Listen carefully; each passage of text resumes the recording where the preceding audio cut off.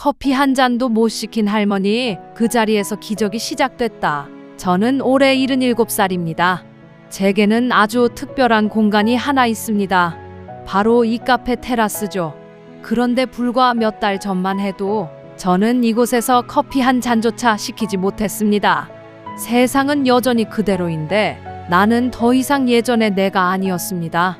남편은 10년 전 긴 병상 생활 끝에 세상을 떠났습니다.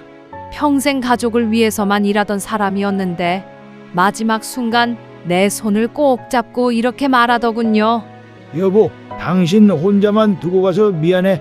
하지만 혼자라는 건 그렇게 쉬운 일이 아니었습니다. 집은 너무나 조용했고 식탁의 한쪽 자리는 늘 비어 있었습니다. 숟가락 소리도 너무 크고 텔레비전 소리마저 나를 더욱 고독하게 만들었습니다. 아이들은 다들 외국으로 나가 살고 있어요. 어릴 땐 작은 손을 잡고 학교에 데려다 주던 게 내 인생의 전부였는데 이제는 화면 속에서나 얼굴을 볼 수 있는 사이가 되어버렸어요. 처음엔 자주 전화를 해주었죠. 엄마, 밥 잘 먹고 있어? 건강은 괜찮아? 하지만 시간이 지나자 전화는 줄었고 이제는 한 달에 한 번 목소리 듣기도 어려워졌습니다. 나는 점점 기다리기만 하는 사람이 되었어요.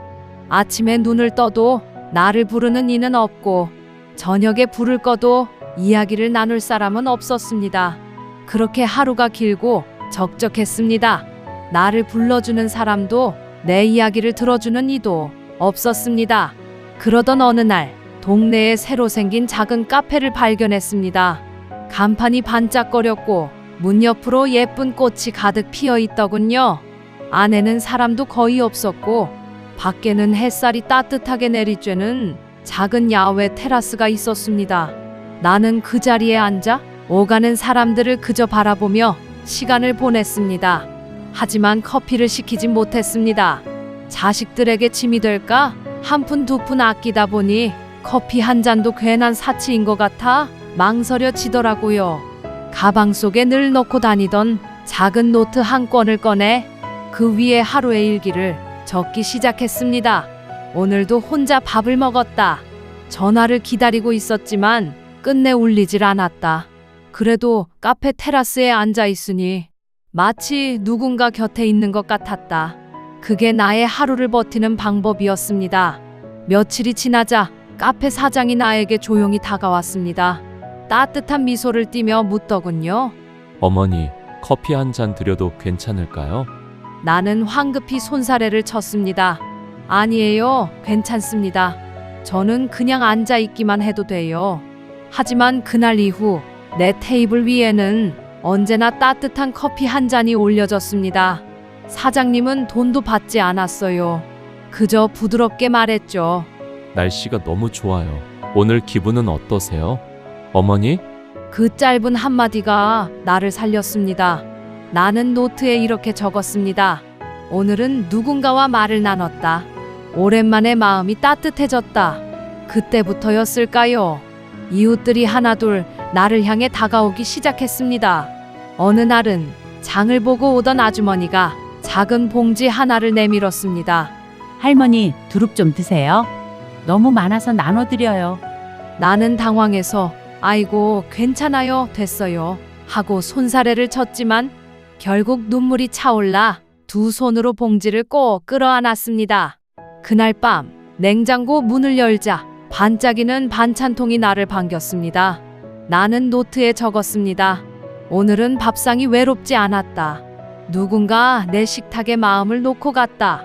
또 다른 날엔 학교 가던 여학생이 발걸음을 멈추고 다가왔습니다. 할머니 꽃이 너무 예뻐요. 사진 한 장 찍어드려도 될까요? 나는 얼떨결에 고개를 끄덕였습니다. 셔터 소리와 함께 아이가 환하게 웃으며 사진을 보여주었죠. 사진 속 나는 생각보다 훨씬 밝게 웃고 있었습니다. 아직도 내가 이렇게 웃을 수 있었구나. 나는 그날 노트에 적었습니다. 오늘은 내 웃음을 사진으로 남겼다. 잊고 있던 기쁨이 돌아왔다. 어느 날은 어린 손주를 데리고 나온 할머니가 내 옆에 앉았어요.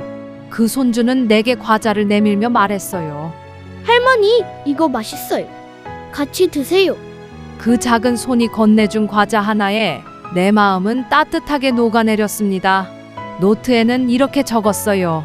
오늘은 아이의 웃음소리 덕분에 내 마음에도 봄이 왔다. 어느 날은 매일 출근길에 스치던 회사원이 작은 꽃 한 송이를 내 테이블에 두고 갔어요. 어머니, 오늘도 좋은 하루 보내세요. 나는 꽃을 품에 안고 흥얼거리며 집으로 돌아왔어요. 오늘도 노트에 적었다. 오늘은 내 손에 향기가 남았다. 누군가의 작은 배려가 내 하루를 향기롭게 밝혔다. 그리고 내 생일이 다가왔을 때였습니다. 솔직히 아무도 기억 못할 거라 생각했죠. 그런데 여느 날과 같이 카페 테라스에 앉아 있으니 사장님이 작은 케이크를 들고 나왔습니다. 뒤이어 이웃들이 나와 생일 축하 노래를 불러주었어요. 어머니, 생신 축하드립니다.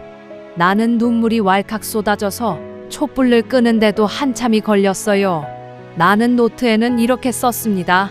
오늘은 내 생일을 축하받았다. 나는 아직도 누군가의 기억 속에 살아있다. 아직 나의 삶이 끝나지 않았다. 이후로 카페의 야외 테라스는 달라졌습니다. 아침이면 누군가 신문을 가져와 함께 읽고, 점심이면 이웃들이 도시락을 함께 먹으며 소식을 나눴어요.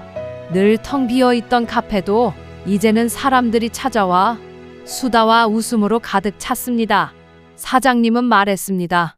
이젠 이 가게가 우리 동네의 따뜻한 심장이 된 것 같아요. 한적하던 그 작은 카페는 달라졌습니다.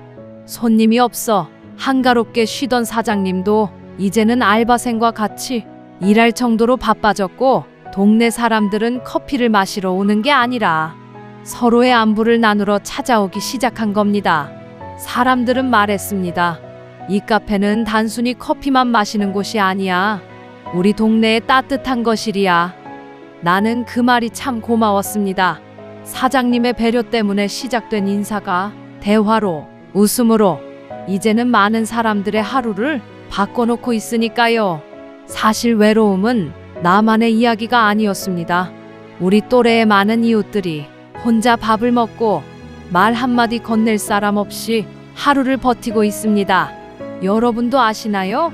한국에서 65세 이상 노인의 5명 중 1명은 혼자 산다고 합니다. 그리고 해마다 늘어나는 고독사 소식은 내 마음을 더 아프게 만들었어요. 하지만 이제는 압니다. 혼자가 아니라는 걸 느끼게 해주는 건 거창한 것이 필요 없다는 걸. 짧은 안부, 작은 반찬, 사진 한 장, 그 모든 게 누군가의 하루를 지켜내는 큰 힘이 된다는 것을요. 오늘은 노트를 펼치며 나는 이렇게 썼습니다. 오늘은 혼자가 아니었다. 내 이야기를 들어주는 귀가 있었다. 누군가 나를 어머니라 불러주었다. 그게 내 하루가 되었다. 이제 집에 들어가는 길이 더 이상 두렵지 않습니다. 빈 식탁도, 조용한 방도 따뜻한 인연이 채워주고 있으니까요. 여러분, 혹시 주변에도 혼자 계신 이웃이 있나요?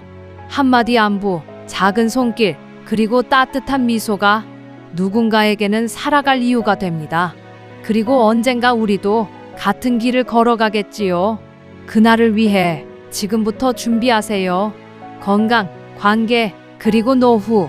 이 이야기가 마음에 닿았다면 댓글로 여러분의 이야기도 남겨주세요.